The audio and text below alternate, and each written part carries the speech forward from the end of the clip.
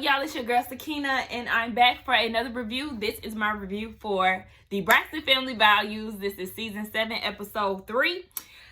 Child, they tried to give us a long episode, and I was like, or at least it felt like it. I think mine said that it was supposed to be like an hour and a half, but I don't know. It felt longer than it needed to be. Let's put it that way. So the episode opens up where it started off last week with Tracy falling or slipping over her dress pants. She said that her jumper was too long, and it was her, or it's gonna be her or Trina. So she was like, I slipped. Child, I ain't even have no drink yet. Tawanda tried to save her. It was funny as hell, but they end up walking her down the aisle, or not down the aisle, but I guess in her place. They laid her dress down, and then her dad finished her off down the aisle. And she was saying that it was a dream come true, like a fairy tale. Every girl wants her father to walk her down the aisle when she gets married. And, the episode was called Third Time's a Charm. And I just look at it like that because look at the previous marriages that you've had. They obviously didn't last forever. So maybe Vaughn is the right one for your dad to actually walk you down the aisle with. Because, listen, R.I.P. to Gabe, but I just never seen it between him and Trina. Like, he was just not a good fit. Like, I know they end up being friends after the divorce, but I was just like, I'm not understanding why you with him, because I don't see no chemistry. He didn't put you through too much, but enough of that. She finally got her, good luck charm and her good wedding, third time, all right? Shout out to Trina, because it's something about her that make these dudes put a ring on it. Now, I thought it was funny as hell that WeTV was cutting David's head out the screen. They had David looking like this. You couldn't see nothing but mouth, because Tamar was like cuddled up with him, and they was like, baby, we will not be showing him on TV. And they did just that. So they started doing their vows, but all I could focus on was the naked arch that they were standing in front of. And I was just like, can we get a piece of flower, a piece of ribbon, something? Because I'm like, oh my gosh, like, imagine their photos and you just have this bland arch here with like nothing. Okay, anyway, the vows. So they're repeating after Judge Maybelline, who then remixed the vows and made her own up. Vaughn is looking like, wait, what? Because she was like, yeah, you need to express your feelings and honor the family or something like that. Definitely express his feelings. And that's what made him be like, yo, what? Wait, huh? Like, I think Vaughn had been married before, so maybe he was familiar with what it was supposed to sound like. But either way, I was like, girl, I mean, if you was gonna make your own vows, then Trina and Vaughn could have did that themselves. Like, girl, you supposed to be repeating what you reading and then repeating what you saying. Like, girl, don't be trying to remix stuff, creating your own thing. No, thank you. Now, they end up jumping the broom, and I'm so happy about that.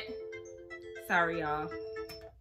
I'm also working, so if I look at the computer a few times, then y'all know why. I be multitasking like hell. But yes, they jumped the broom, and I was very excited to see that. As we all know, back in the day, our ancestors, that was their way of officiating their marriage, is jumping the broom. So that's definitely something that me and my husband are going to be doing. No, I do not have a husband yet, okay? But he's on the way, okay? Nonetheless, everything went good.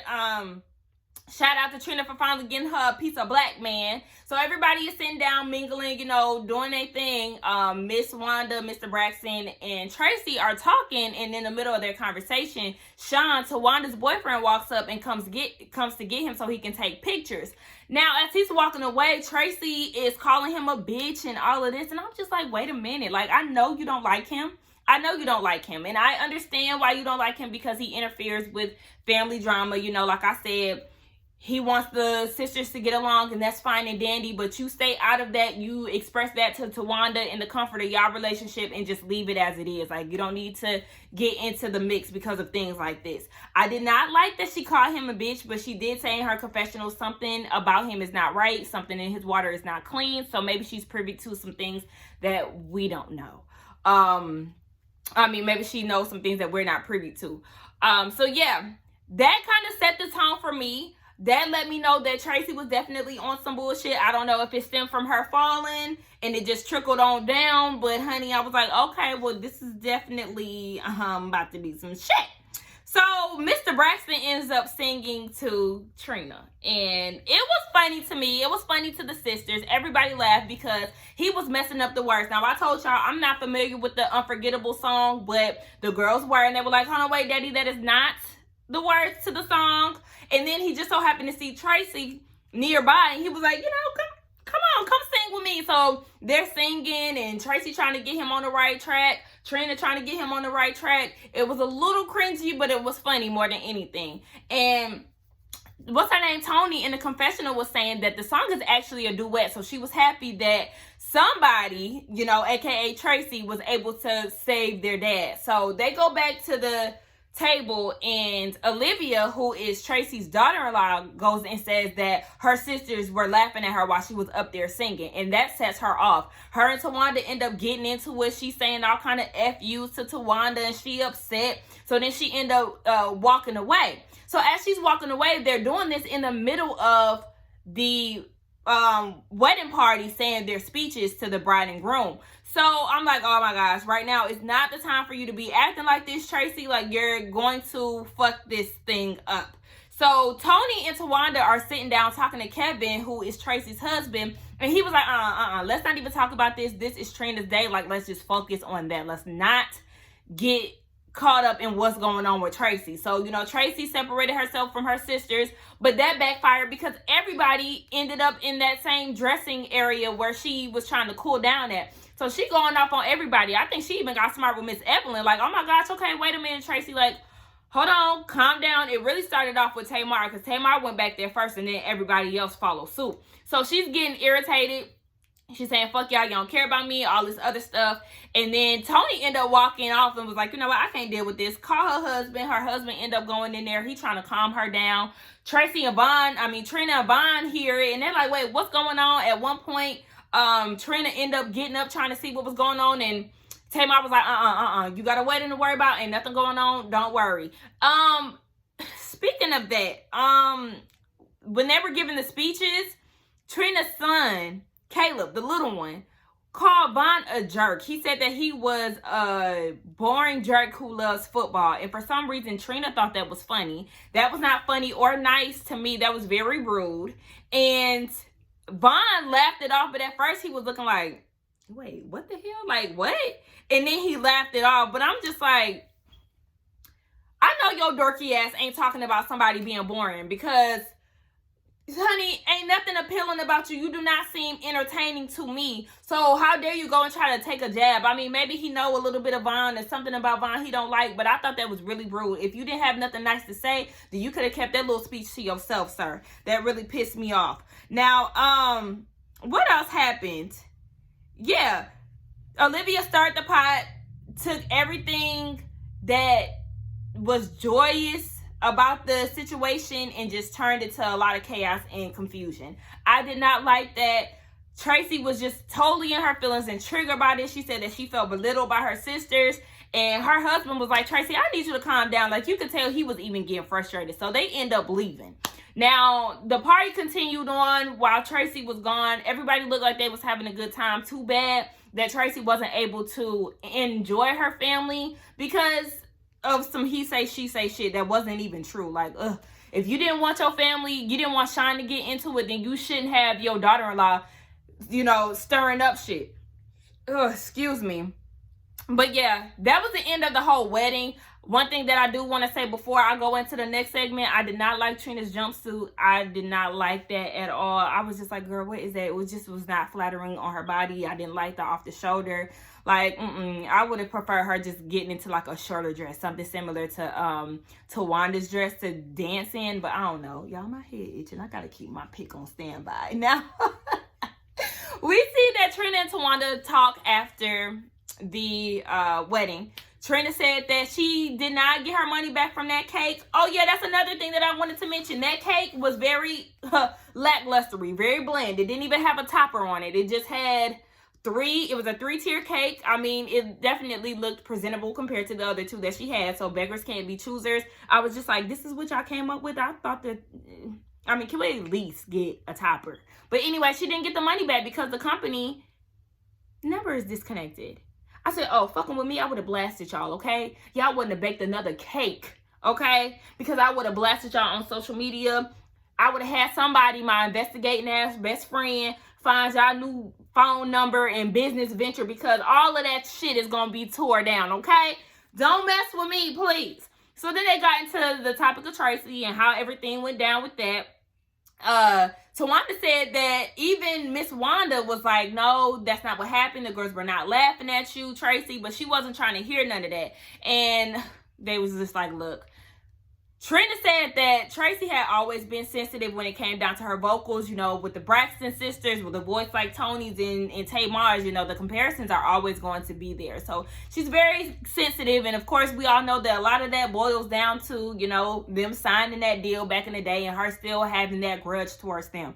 So yeah, they was just like, her whole approach just be off. So when you mad, your approach is wrong, and that can just throw everything off too. And I could agree with that.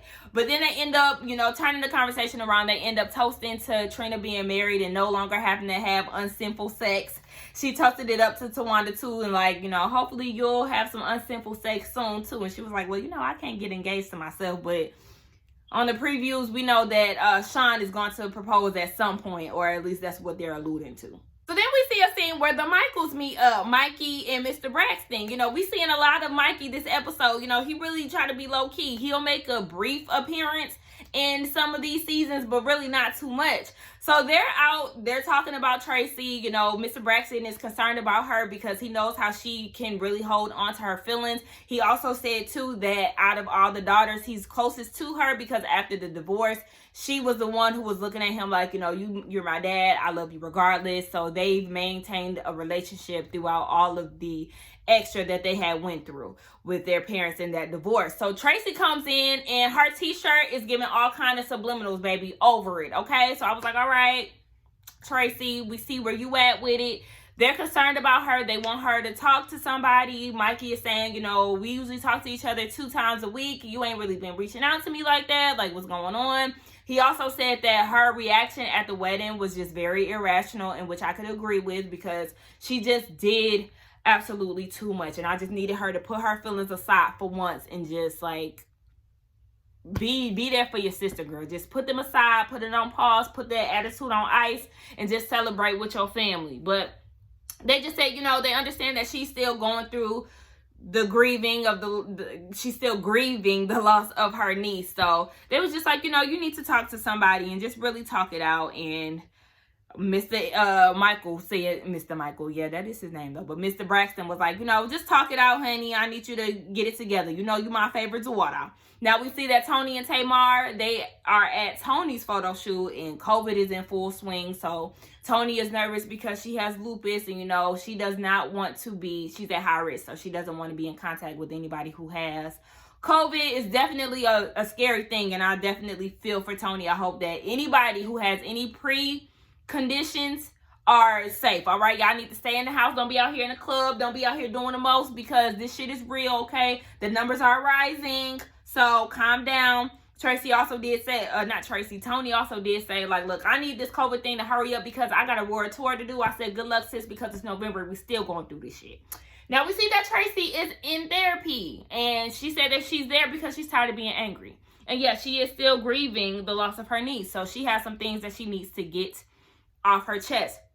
And she was like, so what, the therapist is saying, so what brought you here? Like, what was the moment where your brother and your dad was like, all right, I think you need to talk to somebody? And that was the moment at the wedding. And she was saying that, you know, Tamar came back there and tried to talk to her and was like, what did I do? Are you okay? And that just sent Tracy off the ledge. And I felt like you were in the wrong, Tracy, when it comes down to that, because you and Tamar, before the wedding started, y'all were singing together. Everything was all kumbaya. Y'all were having a good time.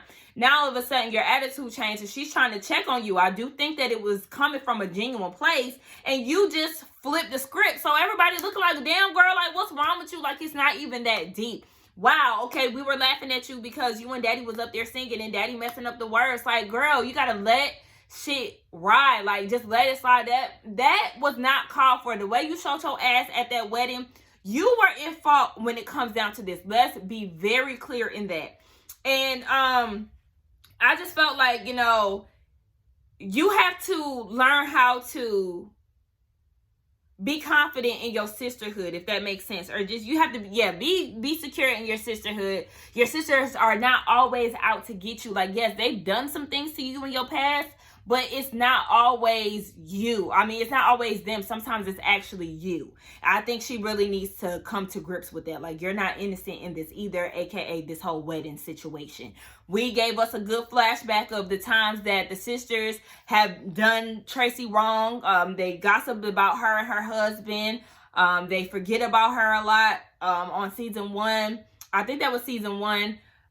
Toni came out her mouth and was like, I want her to lose 30 to 40 pounds. Like, damn, y'all do things to her that make her feel like, damn, do y'all even want to fuck with me? Like, I understand both sides. Like, totally understand both sides. Y'all do Tracy wrong, and Tracy gets in her feelings a little bit too much on certain situations. So they got into Lauren, her daughter, or her niece, and she was, saying that is her daughter, and she just misses her a lot. And she said that was the one female that she was really close to. And then she just started breaking down, and she said that she was afraid of reality, and the reality of not seeing her again. And it just was a hard scene to watch, y'all. When I tell y'all, I really wanted to give Tracy a hug.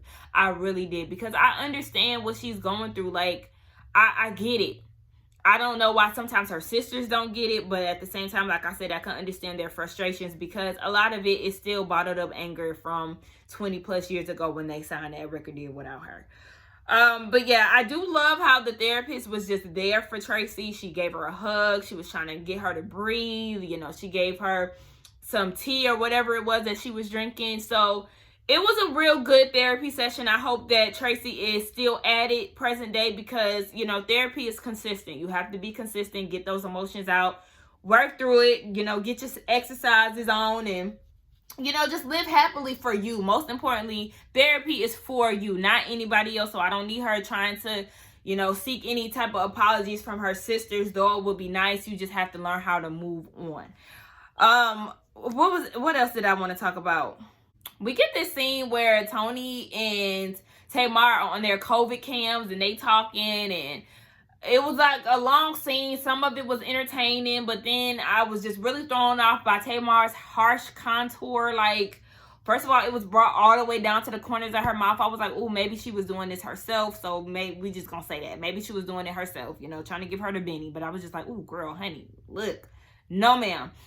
We see that Trina moved Miss Evelyn on down to her basement. Her basement has a kitchen, a bathroom, and a bedroom. So it's a whole 1-bedroom apartment down there, because she wants to take care of her mom while COVID is, out here in these streets.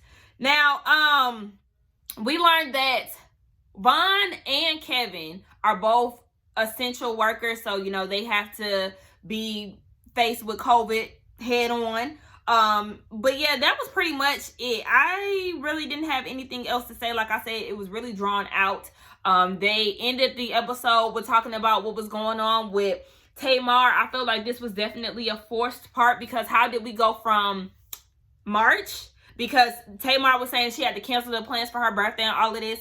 She's a Pisces like me. So that went from March, and then we skipped on down to June, where she attempted to commit suicide. And I was like, okay, well, we seen y'all talk about this on the opening of the season premiere. So why are we going down this road again? Like, I just didn't understand. But like I said, Tamar is doing much better these days.